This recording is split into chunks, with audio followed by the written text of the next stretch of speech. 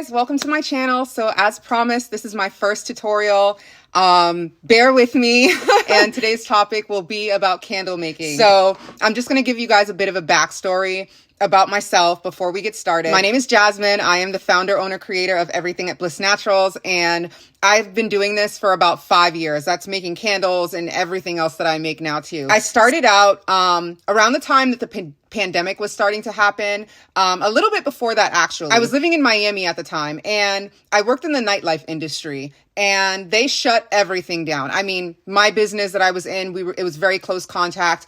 We were always in people's faces, dealing with drinks, dealing with a lot of cash. You know, I bartended, I was doing bottle service, I was a cocktail waitress, I was doing things like that in various clubs. So they shut everything down, and I found myself without a job. I was like, okay, now what?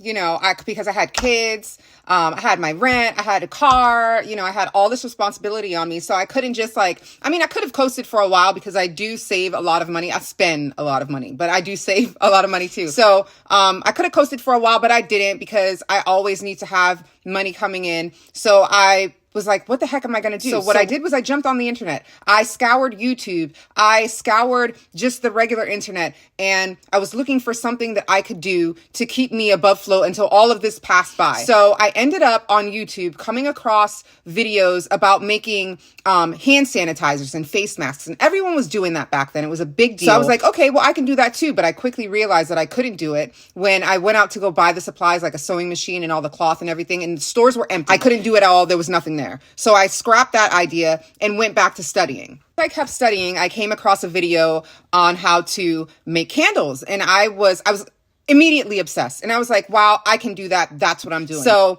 I ended up, I think I invested about $5,000. And let me just stop right there and tell you that you do not have to, by any means, invest that amount of money.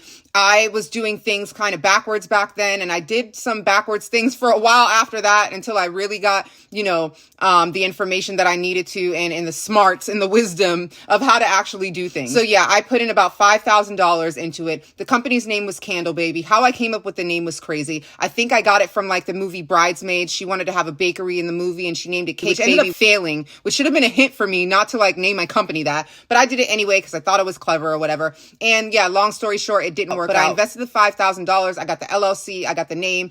I ordered a whole bunch of inventory, containers, waxes, wicks, all kind of stuff like that. You know, I didn't make a candle right away. I studied for almost a good year. You know, I watched literally every tutorial on YouTube about candle making. I ordered tons of books and read them cover to cover because I wanted to know everything about what I was about to start doing. One of the accounts that I love, that I learned so much from, and I still love to this day, is Stanley Handcrafted. It's owned by Jeff Stanley, who's amazing. He's so helpful. Every time I reached out to him with a question, he would answer it. His videos are so informative and concise and accurate as far as the information that you're getting. He's like the sweetest person. I have watched other people, and I'm sure I watched tons of other people back then, but he's the one that really resonates with me, that really stuck in my mind, and that I got a lot of my information from back then. So when I finally mustered up the courage to make candles, to actually make them, I made about 50 candles that were absolute crap. I mean, listen, I was way too eager. And I'm sure I'm not the only person who has done this, but you know, even though I had studied for so long, hours upon hours upon hours, I mean, I literally slept, ate, breathed, dreamed about it. Like, I was obsessed with it. So when I finally decided to make a candle, I made 50 of them. They were crap. The reason I found out was because I had given some of my sisters, they had come down to Miami to visit me, and they ended up visiting me, and I gave them some candles. And so I called one of them to check in and see how she liked the candle. And she's like, oh, the candle smells great, but when it's burning, I can't smell anything. And I was just like, in my mind, I was like, a little part of me was like, nah, she's just hating on me. You know what I mean? Because I'm doing something, blah, blah, blah. But here's a little life lesson, guys. Not everyone is hating on you. Sometimes they're telling you the truth, and you're just a little too big-headed to get it. So keep that in mind, because I think that's where I was at that moment. I just was just like, she's tripping. In fact, she was not tripping. She was actually telling me the truth. Because, you know, some of the candles that I had made had burned, and they were burning great. They had a great hot throw. And in candle maker lingo, hot throw, or HT, is how your candle smells when it's burning. When you smell it in the air, that's a hot throw. How far the scent goes, how strong the scent is. And then there's also cold throw. And cold throw is just basically how your candle smells in the container when you make it after it solidifies. That's that. So she was like, yeah, so, you know, I can't smell anything. And the reason for that was, I ended up finding out, was that I was using this thing. I was using this thermometer, and the reason I was using this was because this was what people were using in the videos that I was watching. Don't always follow, to the T, the videos. Do your research, find what works best for you, because, I would advise you to get a digital thermometer. Digital thermometers are way better than this. Maybe this is good for like a turkey or something like that, but for candle making, not so much. So let me tell you what happened. The little digits that are on there, first of all, the F and the C are really close together. I wasn't reading this properly. I'm not stupid. I'm not dumb by any means, but I was just not reading this properly. So in essence, I was making lava. Plain and simple. It was horrible. I was like overheating everything. I was overheating my waxes. I was overheating my fragrance oil. I'm surprised I didn't like pass the hell out, while I was making those things. So yeah, invest in a digital thermometer. I mean, if you know how to use these things, good on you, but they're not for me. I use that for something else, which we'll get to a little bit later. So all the while I'm making these candles, I had gone back I was living in another state. I spent a lot of my life in Florida. I'm originally from Boston, but I was living in another state. I was in a relationship. We broke up for a bit. I moved back to Miami. That's when I started the whole candle making thing. And we kind of ended up getting back together. He was coming down visiting me and everything, and I ended up getting pregnant. When I got pregnant, I had to stop making candles because I literally could not take the smell of fragrance oils. They made me I get nauseous, like thinking how nauseous I used to get back then when it came to the fragrance oils. So I stopped making candles. I had to put it on the back burner. But I always had it in my mind that I was definitely going to pick it back up once I had the baby. Even though I did stop, I never stopped studying. I still studied day and night. Literally day and night. I mean, I couldn't do anything else. Everyone was on lockdown. You know what I mean? I studied from dusk until dawn, and that's what I advise to you. Study as much as you can, as often as you can. Get your information from so many resources, because one thing that I've learned in life is that you can't always trust one source all the time. I gather my information from multiple sources. That's what I would advise to you. Don't just go off of you watching my video. Don't just go off of my video. Watch multiple videos. Watch tons of videos, because the truth is there. And a lot of us will say the same exact things and explain the same exact things to you. And those are the things that are straight up. Some people have, a little bit more insight into things that the next person might not know. But still, my advice to you is to do your due diligence, do your research, study as much as you can, become a sponge, and just take in all the information and figure it out for yourself. Okay, what's going to work best for you? I'm here to help you, but my main focus is for the people who want to start businesses doing this, because this is everything that that I've learned, that I'm giving to you. It's not just going to be how to make cute things, how to make candles, bath bombs, sugar scrubs and all that stuff. I want to help you succeed in business like how I've succeeded in business, but I don't want, you are not going to have to go through all the crap that I went through, and all the mistakes, because time is money and mistakes is money. And, you don't want to waste your money. Times are tight for a lot of people, and you just want to go about this the smart way. So that's why I'm doing everything that I'm doing. So let's get started. I'm going to, before we get to the candle making, I'm just going to go through a few waxes, wicks, vessels, fragrance oils, essential oils, using those in candles. So let's start there. There are a few different kind of waxes that you can use. First, there's soy wax. Soy wax is the most natural wax. It's the cleanest burning wax. It's not 100% organic,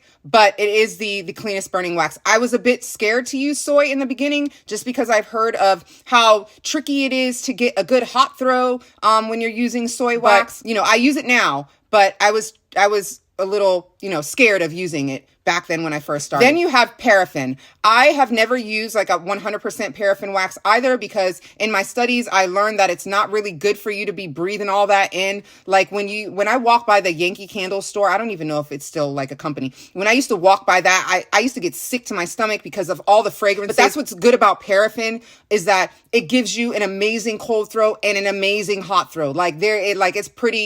It's pretty easy to make a good candle with it, but it's not the healthiest. So I've read. I have parasoy waxes, which were the first waxes that I used, and I still use them to this day. They're about 70-30, 70% being soy wax, 30% being paraffin or other like vegetable-based waxes, or oils, because, you have to check with each company that you get your wax from, with the manufacturer, and see exactly what they put into them, because some companies have, their parasoy has a bunch of different things in it. So I loved it. And one of the parasoys that I started using in the beginning was Joy Wax. And that comes from Nature's Garden Candle. Joy Wax is a container wax. It's amazing. I still use it to this day. I actually just ran out of it. I get it in bulk in big slabs in the boxes. And it's great for container waxes because it has minimal sinkholes, if any sinkholes at all. And what sinkholes are is when you make a candle and it sets, you might have little holes in it, and that prevents you from having a full melt pool, which is where your wax melts from corner to corner from all the edges of your container. I've never had a problem with sinkholes when I use Joy Wax. Is a softer wax. I did try to use it for a little while for wax melts and stuff like that, but it's kind of too soft and it gets kind of greasy and mushy in your hands. I would just keep it for container candles. But you do what you want to do. You do your own testing. You figure out what works for you. So I use Joy Wax in the beginning, which I love. And I also use 6006 wax, which is also another Parasoy, which I love now. I love 6006. I use that for a lot of my candles, a lot of my wax melts. I use it for the frosting, the candle frosting that I make on some dessert candles, like this candle right here. So yeah, those are the waxes. I've never bought wax off of Amazon or from a hobby or crafting place like Michael's or Hobby Lobby. So I can't really speak to that. Maybe one day I'll buy just a little bit so I can test it out and tell you guys more about it. But right now, I don't know about that. Moving on to candle colorant. Sometimes you want to color your candles. I used to do it. I still do it occasionally. A lot of my candles are white candles, but I like to mix it up. It depends. You know, certain people like certain things. Sometimes my white candles don't sell in certain places. Sometimes no one buys the colored candles. It just depends. You know, you have to gauge that with your own customer base and what you like to make. So as far as colors go, there's liquid candle colorant, there's solid candle colorant. You can color your candles with micas. I'll start at the top. The liquid ones, I tend to use those more so. They're great. They're super concentrated. I believe that I got mine from Brambleberry, or maybe not Brambleberry, maybe another company, but I use liquid dyes anyway. And you can get them in, you can get solid candle dyes, which come in like a block, and you can chip off a little piece and put it into your wax when it's melted, and that's how you color it. Or you can use micas, which I use micas too, especially for like my wax melts and stuff. But when you use mica in a candle, I would warn against you using too much because you can clog your wick. And honestly, the more additives that you put in a candle, the harder your candle is going to fight to stay alive. Your flame is going to fight to live because it's burning against so many other things. You can end up with a candle that, you know, you may have wicked it perfectly and everything, but you've added too much stuff to it, and your flame will be tiny, tiny, tiny, which means that it won't give you an appropriate wax melt, a wax pool, and, you know, it will clog your wick. Sometimes if you use, micas and glitters. Sometimes I put bio glitters in my candles. I don't really do that too much anymore. I save that for my wax melts.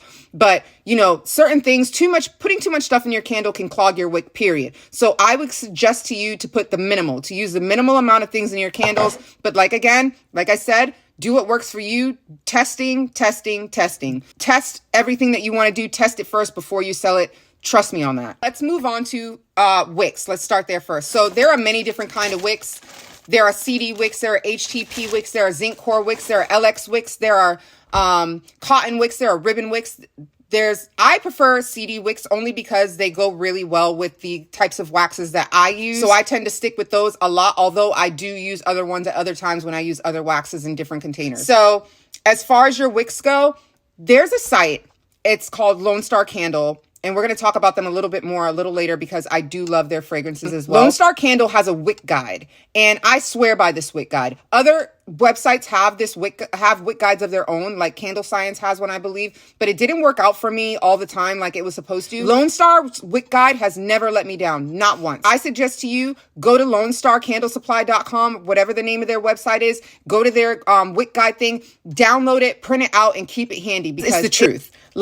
It has never let me down, not once. So when you're choosing a wick for the candle, first you need to figure out which wick is going to go good with whichever wax that you're choosing to use. Then you have to figure out which wick is going to be best, or combination of wicks, you know, multiple wicks, meaning that is going to be good for the container that you're going to use. And how you figure that out is you're going to have to measure the diameter or the area from one side of your container to the other side of your container. Just use a ruler. It's super easy. So you measure that out in inches. And if you use Lone Star's Candle Supply's wick guide, it gives you plain and simple which wick to use for which amount of distance there is from one side to the other, diameter or circumference of your container. That is a big deal.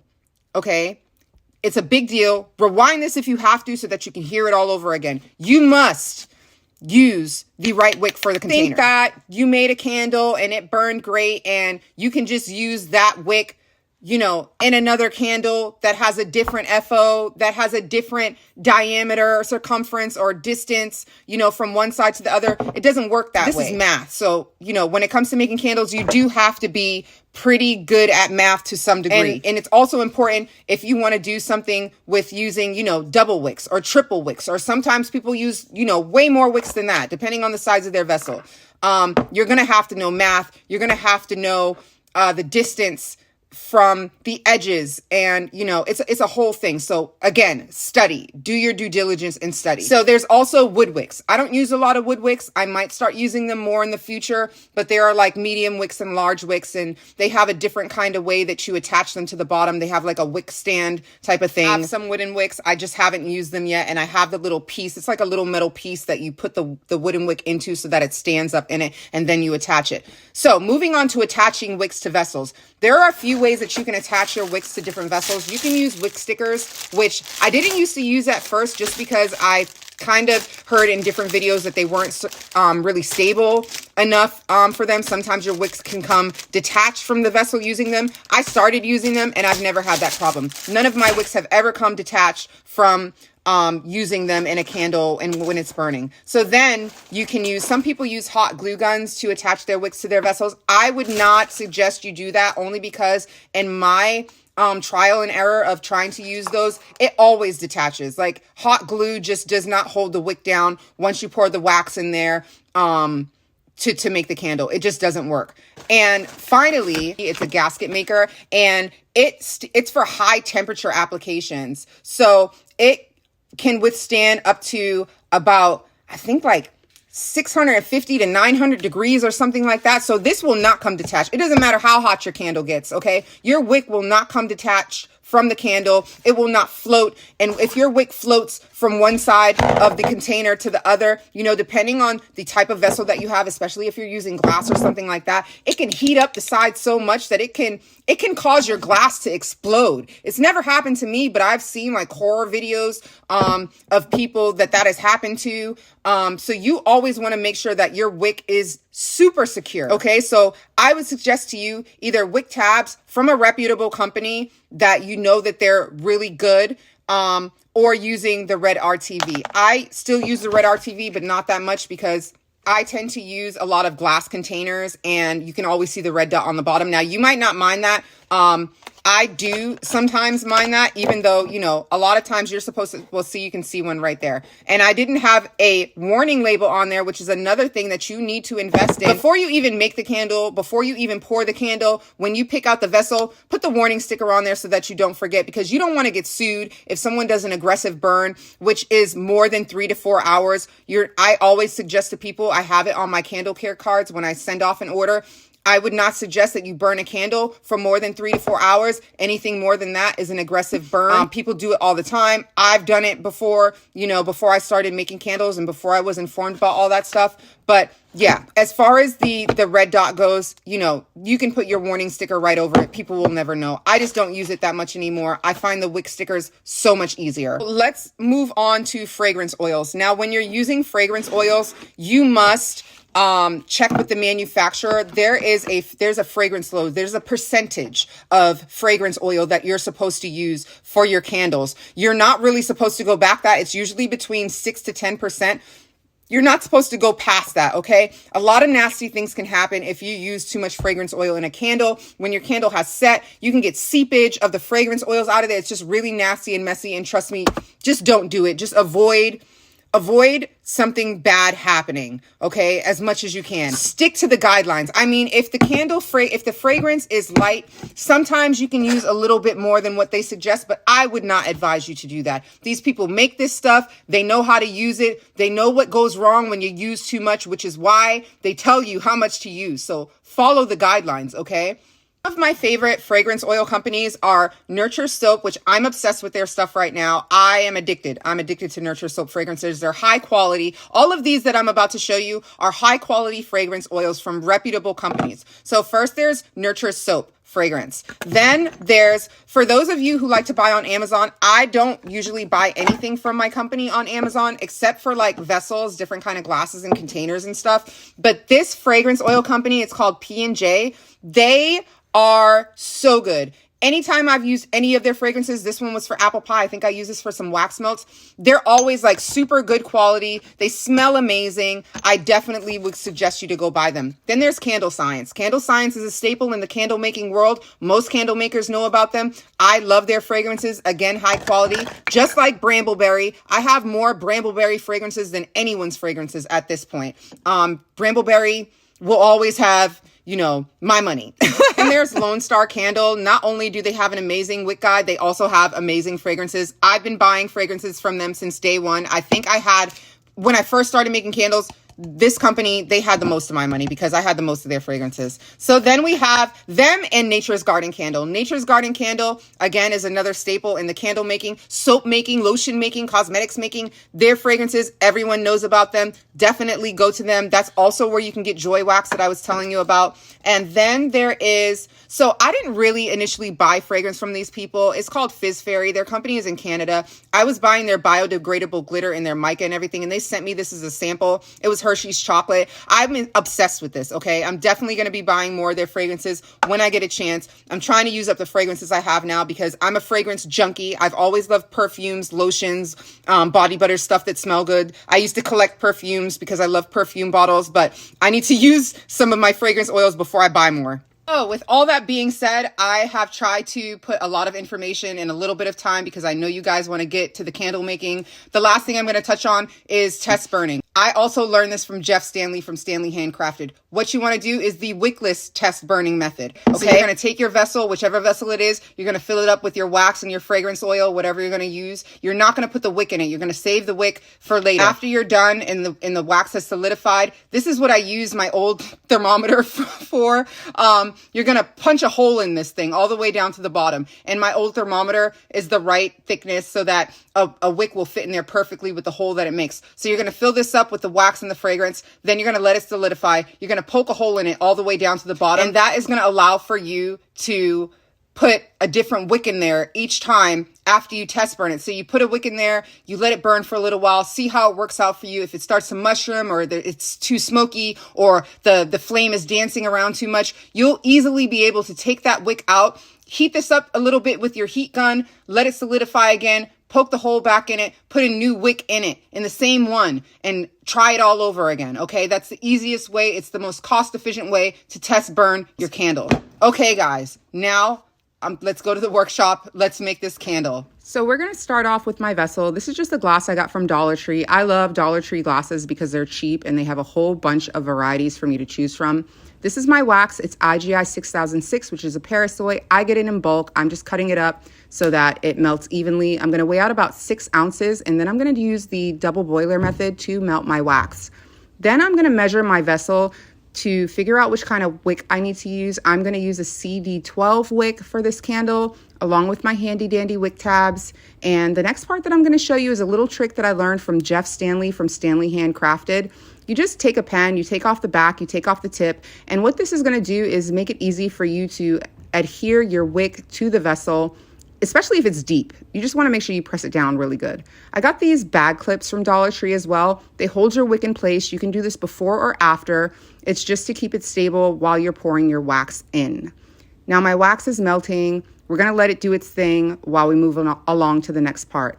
This is the dye that I'm going to use. I bought this a long time ago. It's going to last me a lifetime because they're super concentrated. And this is the mica that I'm going to use. I love Mad Micas, everything from them. This is going to give it a nice sheen with a nice red tone. It's absolutely beautiful. It looks like snow. I love this stuff. I'm going to use a popsicle stick just to put a touch of it into my wax.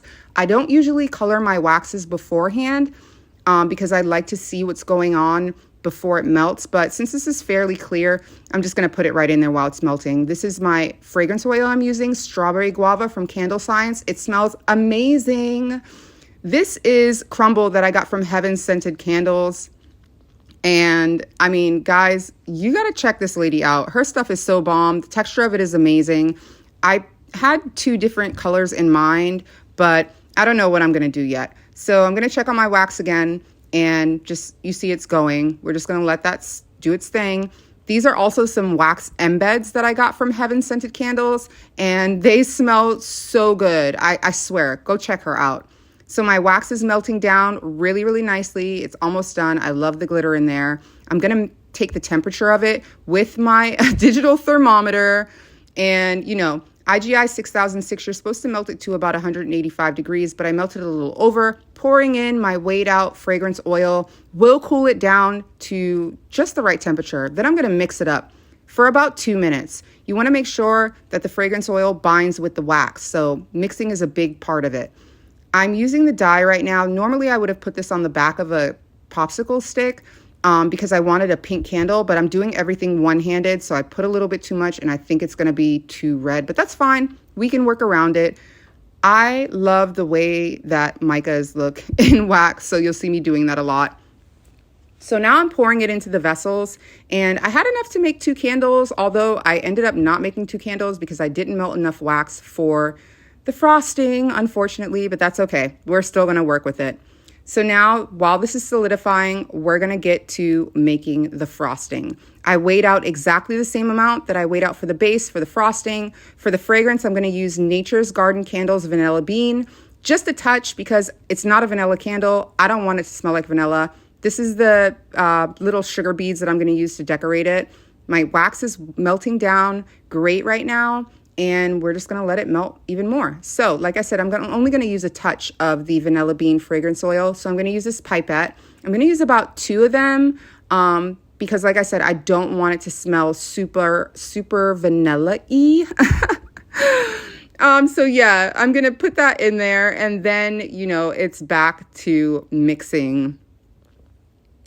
You are gonna mix this to make sure that everything combines thoroughly and to make sure that all the fragrance oils blend with the wax. And then you will see me show you this. And this is what I decided to put in as the crumble. The red and the pink were just a little too matchy for me, and I think this is gonna add a nice contrast to the candle. So I'm just gonna put some in there. I'm gonna try not to use too much because I only have that little container and I don't want to use all of it on these candles. So you're going to see me in a second just move it kind of away from the center of the wick to the sides of the jar to give the illusion that there's much more crumble in there than there actually is. So you'll see that here.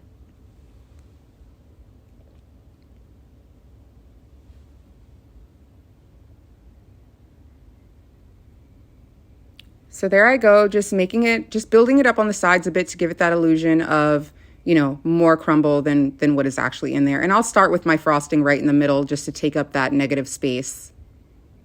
So I got pulled away from this project a couple of times, and the wax that I had melted down for the frosting solidified, so I had to melt it down again. And now I'm just going to pop it in the fridge just so it can solidify for a few minutes. Well, semi-solidify like you see here. And then I'm going to use my hand blender and just blend this up to the consistency that I want the quote unquote frosting to be.